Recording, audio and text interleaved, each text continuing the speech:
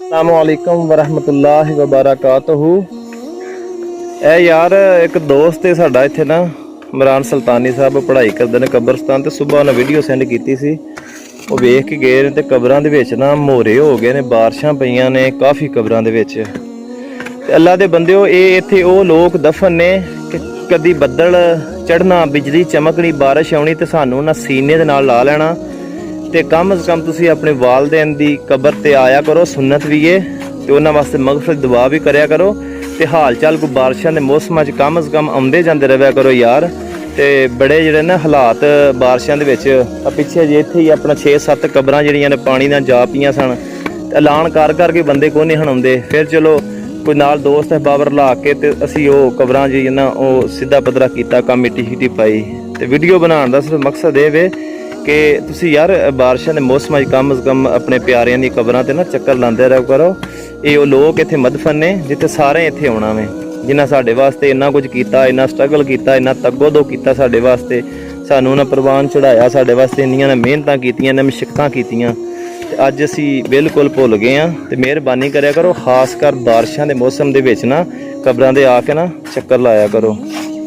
ते बड़े हालात खराब होए ने। वेखो हुण कबर पता नहीं किसे वेख्या भी नहीं, ऐ तुसी वेख लो अपना बिल्कुल खाली हो गई है। देखो बिल्कुल खाली हो गई। ते यार असां नहीं इत्थे अपने प्यारे दे कबरां ते असां नहीं आउणा करना, ख्याल करना ते भलके असीं की उम्मीद रखने आ कि साडे मरन तो बाद साडी कबरां ते कोई आवेगा। ते अगर तुसीं चाहते हो ना तुहाडियां कबरां ते भी कोई आवे करे, बाद फातिहा हवानी करनी है, तुहाडी कबरां दी हालत दरियाफ्त करन, ते मेहरबानी करके ना अपने प्यारे दी कबरां ते आया करो।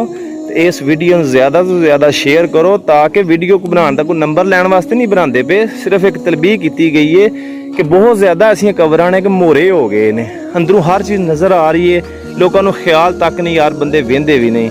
तो कम अज़ कम तुसी ना आके ते थोड़ा हाल दरियाफ्त कम अज़ कम बारिशां दे मौसम में जरूर आया करो। आ वेख लो जी, हुण भी कबर है, आ वेख लो, अल्लाह माफ़ करे। आ वेखो बिल्कुल जेड़ा अंदर तक हर चीज़ नज़र आ रही है। यार थोड़ा ख्याल करया करो यार, कम अज़ कम कब्रस्तान यार तुहाडे मेहरबानी, तुहाडी बड़ी मेहरबानी, अपने प्यारे दी कबर ते यार आया करो। अल्लाह दा वास्ता जे तुहानू बारिशां दे मौसम च आया करो यार। अगर तुसी अज नहीं आए ते तुहाडे ते भी किसे नहीं आउणा करना। ये दुनिया मकाफाते अमल है, जिवें दा करांगे असीं उंज दा भरांगे। वेखो ना की हाल होया यार, बड़ा दुख ते अफसोस पिया हुंदा यार, की हालात बने पे ने यार, अंदरों हर शै नज़र पे आउंदी ते यार बंदे ने ख्याल तक नहीं। ते मौसम वेख लो, हुण बारिशां दा मौसम है सारा, हुण पूरा महीना अगों जेड़ा ना 2 महीने बारिशां ही ने। ते कम अज़ कम ख्याल करया करो यार, बंदा चक्कर लांदे रव्या करो अल्लाह दे बंदेओ। ये पड़ा है तेरा हुस्न, शबाब, तेरी जवानी, आला तालीम, तकब्बुर, अना, लड़ाइयां, नफरतें, बुग़्ज़, हसद, दौलत, शोहरत, जमीनें, जायदादें। लेकिन अब तू जहां पड़ा है बस यही तेरी औकात थी।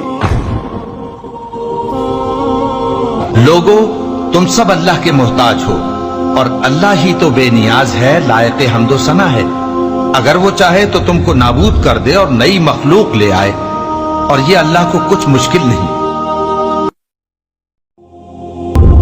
पिंडा थावां ते ना मेहरबानी करया करो यार, थोड़ा जिहा ख्याल करया करो। ये आखरी आराम गा वे सारे इत्थे आउणा। वेख ना जानवर चढ़े ने कबरां ते, आ जानवरां ने पैर लाए ने, इंज कर जानवर जिहड़े ने पैर लांदे ने ते फिर बारिश पैंदी है ते इत्थे फिर ना शगाफ ज़्यादा वड्डे हो जांदे ने।